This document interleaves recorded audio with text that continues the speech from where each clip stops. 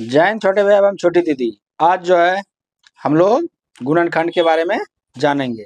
गुणनखंड जो है बहुत ही क्या है, महत्वपूर्ण है, बहुत आसान भी है और बहुत लोग को क्या लगता है, मुश्किल भी लगता है, हार्ड भी लगता है, बढ़ियार भी लगता है ना। जिसको अगर आ गया समझिए उसको आसान है, जिसको नहीं आया बहुत हार्ड है। नहीं क्या कोई दिक्कत बोल, तो समझिएगा गुणनखंड बहुत आसान है। गुणनखंड लिखा हुआ है और गुणनखंड का दूसरा नाम अपवर्तक है और हिंदी इंग्लिश में इसको क्या बोलते हैं, फैक्टर बोलते हैं। जैसे ACTOR एक्टर हो गया, उसमें F लगा दीजिएगा तो क्या बन जाएगा, फैक्टर। यहाँ देखिए क्या लिखे हैं, 4। क्या लिखे हैं, 4। यहाँ क्या लिखे हैं, 6। यहाँ क्या लिखे हैं, 8। यहाँ क्या लिखे हैं, 10। यहाँ क्या लिखे हैं, 12। ठीक है। अब देखिए 4 को कौन कौन संख्या जो है पूरी तरह से विभाजित करेगा, पूरी तरह से कट जाएगा। कौन कौन संख्या से, 1 से तो कटेगा ही कटेगा नहीं, और खुद से कटेगा ही कटेगा। ठीक है। इसके अलावा भी क्या किससे कट रहा है, 2 से भी कट रहा है।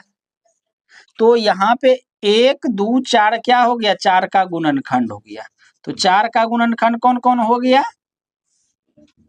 1 2 4। गुणनखंड का मतलब समझ में आया। अगर मान लीजिए कोई ये संख्या है, क्या है, ये संख्या है, ठीक है, ये जो है इसको पूरी तरह से विभाजित कर देगा, इसको, ये जो है इसको पूरी तरह से विभाजित कर देगा।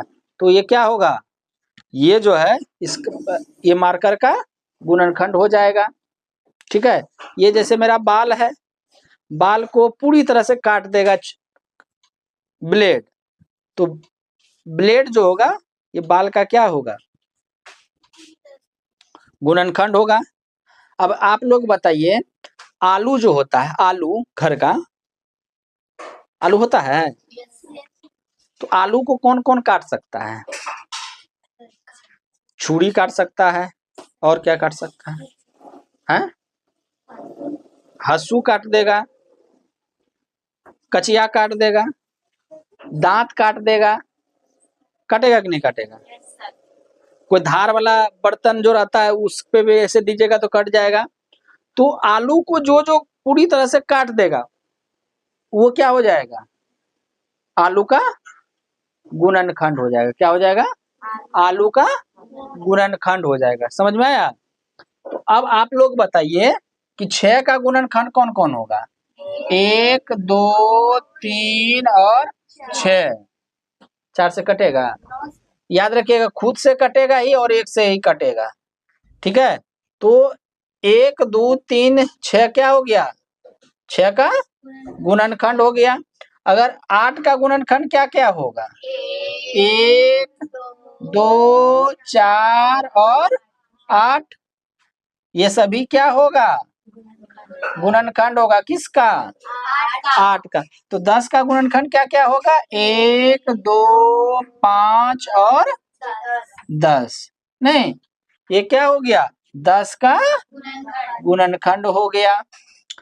12 का गुणनखंड कौन कौन होगा, 1 2 3 4 भी होगा, 6 भी होगा और 12 भी होगा। ये सभी क्या हो गया, गुणनखंड हो गया किसका, 12 का गुणनखंड हो गया। समझ में आएगा ना गुणनखंड। अब हमको अभी बताइए कि 49 का गुणनखंड 49 का गुणनखंड क्या क्या होगा। पहले 1 तो काटेगा ही काटेगा, और 49 भी काटेगा, 2 से कटेगा, और बोलिए, हाँ 7 7 49। और कोई है क्या, सोचिए। 8 के टेबल में है 49, 7 के पढ़ा में है, तो बस 49 का कौन कौन होगा गुणनखंड, 7 और 49 होगा। चलिए अब और प्रश्न पूछते हैं आपसे, बताइए 25 का गुणनखंड क्या क्या होगा, 1 और 25 तो होगा ही, 5 है 25, और किसी के पढ़ा में है 25,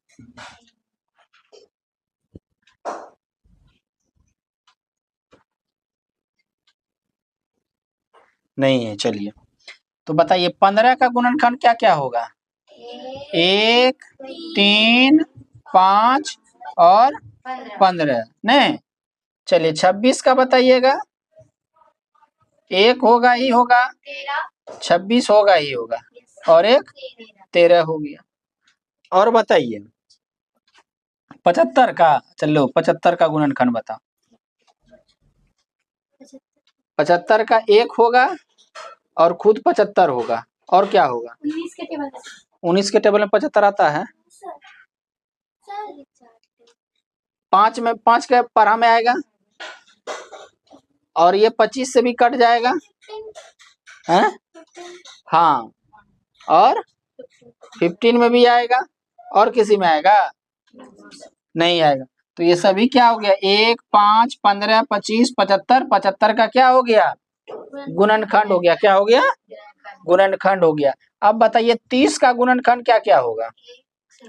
1 होगा, 2 होगा, 3 होगा और 5 होगा, 6 होगा, 10 होगा, 15 होगा और 30 होगा।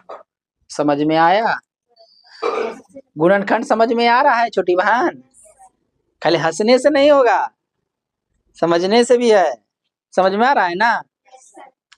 चलिए आगे बताइएगा 45 का गुणनखंड क्या क्या होगा?